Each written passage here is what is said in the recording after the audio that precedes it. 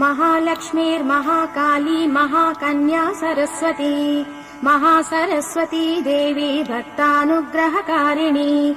ईशावास्या महामाया महादेवी महेश्वरी स्वर्लोकपरमाशक्तिर्मातृका जीवरूपिणी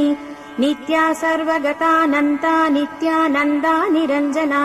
नित्यप्रकाशिनी देवी स्वप्रकाशस्वरूपिणी त्रिपुरा भैरवी विद्या हंसा वागीश्वरी शिवा वाङ्मात्रा च महारात्रिः कालरात्रिस्त्रिलोचना महाकाली कपाली सा महागौरी तिलोत्तमा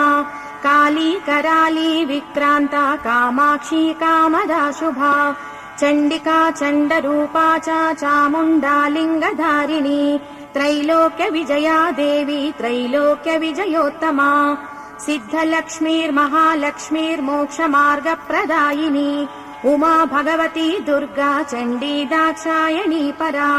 प्रत्यङ्गिराधरा वेला लोकमाता हरिप्रिया